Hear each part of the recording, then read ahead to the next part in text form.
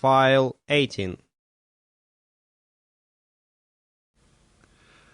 I think I would have raised an outcry if I had believed my eyes.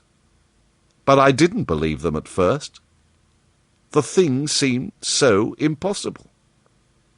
The fact is, I was completely unnerved by a sheer blank fright, pure abstract terror, unconnected with any distinct shape of physical danger. What made this emotion so overpowering was, how shall I define it?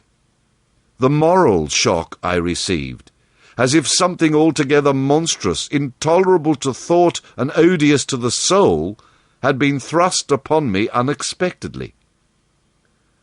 This lasted, of course, the merest fraction of a second, and then the usual sense of commonplace, deadly danger, the possibility of a sudden onslaught and massacre, or something of the kind, which I saw impending, was positively welcome and composing. It pacified me, in fact, so much that I did not raise an alarm. There was an agent buttoned up inside an ulster and sleeping on a chair on deck within 3 feet of me. The yells had not awakened him. He snored very slightly. I left him to his slumbers and leapt ashore. I did not betray Mr. Kurtz.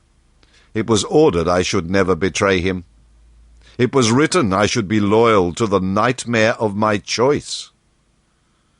I was anxious to deal with this shadow by myself alone, and to this day I don't know why I was so jealous of sharing with anyone the peculiar blackness of that experience.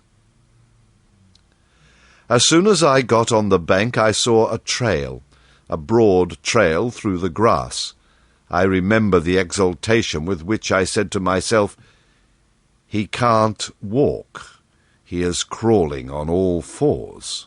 I've got him." The grass was wet with dew. I strode rapidly with clenched fists. I fancy I had some vague notion of falling upon him and giving him a drubbing, I don't know. I had some imbecile thoughts.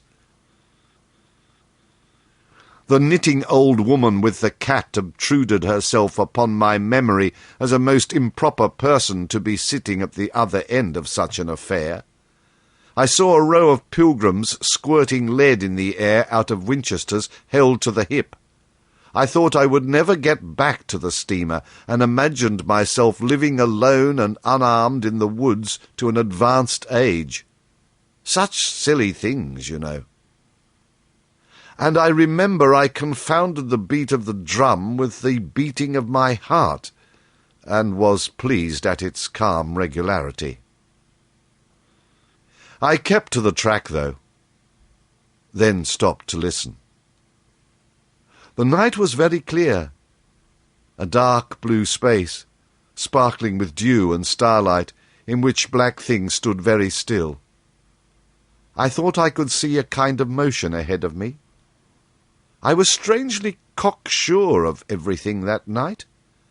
I actually left the track and ran in a wide semicircle, I verily believe, chuckling to myself, so as to get in front of that stir, of that motion I had seen. If indeed I had seen anything. I was circumventing Kurtz as though it had been a boyish game. I came upon him, and if he had not heard me coming, I would have fallen over him too, but he got up in time. He rose, unsteady, long, pale, indistinct, like a vapour exhaled by the earth, and swayed slightly, misty and silent before me, while at my back the fires loomed between the trees and the murmur of many voices issued from the forest. I had cut him off cleverly, but when actually confronting him I seemed to come to my senses. I saw the danger in its right proportion. It was by no means over yet. Suppose he began to shout? Though he could hardly stand, there was still plenty of vigour in his voice. Go away. Hide yourself, he said in that profound tone. It was very awful. I glanced back. We were within 30 yards from the nearest fire. A black figure stood up, strode on long black legs, waving long black arms across the glow. It had horns, antelope horns, I think, on its head. Some sorcerer, some witch-man, no doubt. It looked fiend-like enough. "Do you know what you are doing?" I whispered. "Perfectly," he answered, raising his voice for that single word. It sounded to me far off and yet loud, like a hail through a speaking trumpet. If he makes a row, we are lost, I thought to myself. This clearly was not a case for fisticuffs, even apart from the very natural aversion I had to beat that shadow, this wandering and tormented thing. "You will be lost," I said. "Utterly lost." One gets sometimes such a flash of inspiration, you know. I did say the right thing, though indeed he could not have been more irretrievably lost than he was at this very moment, when the foundations of our intimacy were being laid, to endure even to the end, even beyond. "I had immense plans," he muttered irresolutely. "Yes," said I, "but if you try to shout, I'll smash your head with—" There was not a stick or a stone near. "I will throttle you for good," I corrected myself. "I was on the threshold of great things," he pleaded, in a voice of longing, with a wistfulness of tone that made my blood run cold. "And now for this stupid scoundrel." "Your success in Europe is assured in any case," I affirmed steadily. I did not want to have the throttling of him, you understand, and indeed it would have been very little use for any practical purpose. I tried to break the spell, the heavy, mute spell of the wilderness that seemed to draw him to its pitiless breast by the awakening of forgotten and brutal instincts, by the memory of gratified and monstrous passions. This alone, I was convinced, had driven him out to the edge of the forest, to the bush, towards the gleam of fires, the throb of drums, the drone of weird incantations. This alone had beguiled his unlawful soul beyond the bounds of permitted aspirations. And don't you see, the terror of the position was not in being knocked on the head, though I had a very lively sense of that danger too, but in this, that I had to deal with a being to whom I could not appeal in the name of anything high or low. I had, even like the niggers, to evoke him, himself, his own exalted and incredible degradation. There was nothing either above or below him, and I knew it. He had kicked himself loose of the earth. Confound the man! He had kicked the very earth to pieces. He was alone, and I before him did not know whether I stood on the ground or floated in the air.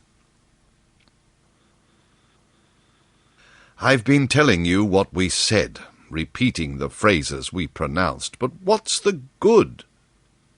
They were common everyday words, the familiar, vague sounds exchanged on every waking day of life. But what of that? They had behind them, to my mind, the terrific suggestiveness of words heard in dreams, of phrases spoken in nightmares. Soul! If anybody had ever struggled with a soul, I am the man. And I wasn't arguing with a lunatic either. Believe me or not, his intelligence was perfectly clear. Concentrated, it is true, upon himself with horrible intensity, yet clear. And therein was my only chance.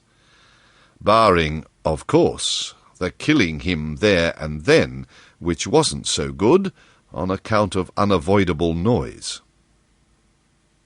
But his soul was mad. Being alone in the wilderness, it had looked within itself, and by heavens, I tell you, it had gone mad. I had, for my sins, I suppose, to go through the ordeal of looking into it myself. No eloquence could have been so withering to one's belief in mankind as his final burst of sincerity. He struggled with himself, too. I saw it. I heard it. I saw the inconceivable mystery of a soul that knew no restraint, no faith, and no fear, yet struggling blindly with itself. I kept my head pretty well, but when I had him at last stretched on the couch, I wiped my forehead, while my leg shook under me as though I had carried 1/2 ton on my back down that hill. And yet I had only supported him, his bony arm clasped around my neck, and he was not much heavier than a child. When next day we left at noon, the crowd of whose presence behind the curtain of trees I had been acutely conscious all the time, flowed out of the woods again, filled the clearing, covered the slope with a mass of naked, breathing, quivering, bronzed bodies. I steamed up a bit, then swung downstream, and 2,000 eyes followed the evolutions of the splashing, thumping, fierce river demon, beating the water with its terrible tail and breathing black smoke into the air. In front of the first rank, along the river, 3 men, plastered with bright red earth from head to foot, strutted to and fro restlessly. When we came abreast again, they faced the river, stamped their feet, nodded their horned heads, swayed their scarlet bodies. They shook towards the fierce river demon a bunch of black feathers, a mangy skin with a pendant tail, something that looked like a dried gourd. They shouted periodically together strings of amazing words that resembled no sounds of human language, and the deep murmurs of the crowd, interrupted suddenly, were like the responses of some satanic litany. We had carried Kurtz into the pilot-house. There was more air there. Lying on the couch, he stared through the open shutter. There was an eddy in the mass of human bodies, and the woman with helmeted head and tawny cheeks rushed out to the very brink of the stream. She put out her hands, shouted something, and all that wild mob took up the shout in a roaring chorus of articulated, rapid, breathless utterance. "Do you understand this?" I asked. He kept on looking out past me with fiery, longing eyes, with a mingled expression of wistfulness and hate. He made no answer, but I saw a smile of indefinable meaning, appear on his colourless lips that a moment after twitched convulsively. "Do I not?" he said slowly, gasping, as if the words had been torn out of him by a supernatural power. I pulled the string of the whistle, and I did this because I saw the pilgrims on deck getting out their rifles with an air of anticipating a jolly lark. At the sudden screech there was a movement of abject terror through that wedged mass of bodies. "Don't you frighten them away!" cried someone on deck disconsolately. I pulled the string time after time. They broke and ran, they leapt, they crouched, they swerved, they dodged the flying terror of the sound. The 3 red chaps had fallen flat, face down on the river, as though they had been shot dead. Only the barbarous and superb woman did not so much as flinch, and stretched tragically her bare arms after us over the sombre and glittering river. And then that imbecile crowd down on the deck started their little fun, and I could see nothing more for